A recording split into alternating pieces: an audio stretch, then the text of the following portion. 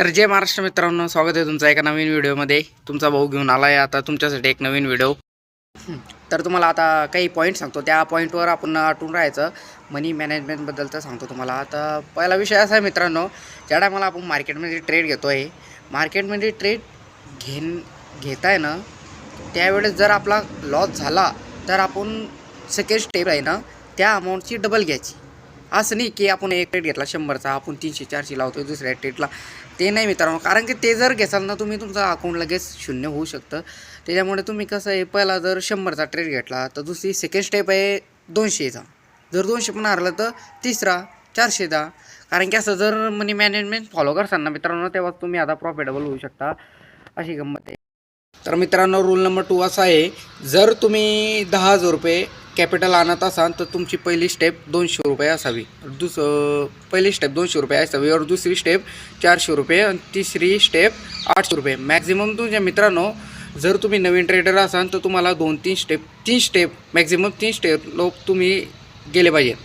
कारण की जास्त गेलं मित्रांनो तर तुमचं अकाउंट झिरो पण होऊ शकतं। त्याच्यामुळे तुम्ही नवीन ट्रेडर राहता 2 स्टेप।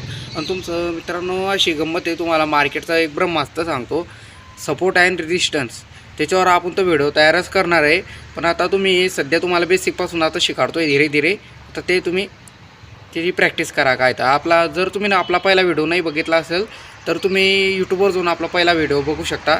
काय तर आता या दुसरा नंबर 3 मित्रांनो, मनी मॅनेजमेंटचा असा आहे की तुम्हाला टार्गेट ठेवावं लागेल। स्टॉप लॉस हो का टार्गेट ठेवाल तुम्हाला, रोज जर तुम्ही टार्गेट ठेवसाल तर तेव्हाच तुम्ही धीरे धीरे तुम्हाला मार्केटचं ज्ञान मिळेल आणि तुम्ही जे महिन्याच्या एंडला प्रॉफिटेबल होऊ शकता। कारण की जर मित्रांनो जर तुम्ही टार्गेट नाही ठेवलं तर तुम्ही का एक दिवस तरी नक्की लॉसच करसाल। म्हणजे आज एक दिवस प्रॉफिट केला, 2 दिवस प्रॉफिट करसाल, पण नशीब हमेशा साथ नाही देत मित्रांनो, अशी गंमत आहे। तुम्हाला रोज टार्गेट ठेवावं लागेल। जर तुम्ही 10,000 रुपये, तुम्हाला पहिलं सांगलं, जर तुम्ही 10,000 रुपये आणत जर असाल तर तुम्ही दिवसाला 200 रुपये कमवा, किंवा मॅक्झिमम 500 रुपये तरी तुमचा टार्गेट असला पाहिजे। स्टॉप लॉस मित्रांनो तुमचा 300 नाही तर 400 रुपये तुमचा स्टॉप लॉसला पाहिजे मित्रांनो। तेव्हा रूल नंबर 4 मित्रांनो असा आहे, आणि रूल नंबर 4 आहे ना, सर्वात इम्पॉर्टंट आहे मित्रांनो। कारण की हा जो रूल नंबर 4 आहे ना, हा जो रूल सांगतो मी तुम्हाला, तो सर्वात इम्पॉर्टंट आहे। म्हणा का ना, तुम्ही म्हणसा ना आता काय इम्पॉर्टंट आहे मित्रांनो, अशी गंमत आहे, आपण ज्या टायमाला पण मार्केटमध्ये निघा, हे OTC मार्केट असं आहे बायनरीचं, हे तुम्ही किती बी जर तुम्ही 5-6 वर्ष 10 वर्ष किती बी याच्यात अनुभवले असेल तर 100% तुमची ॲक्युरसी नसणार। 100 काय 95-90% पण तुमचे ॲक्युरसी नसणार मित्रांनो।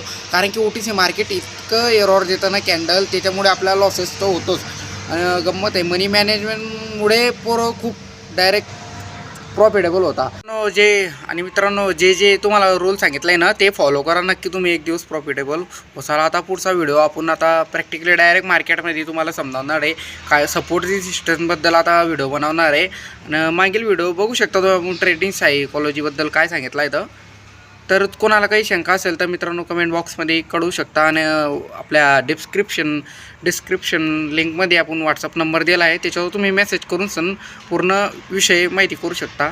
ठीक आहे, बाय, जय महाराष्ट्र।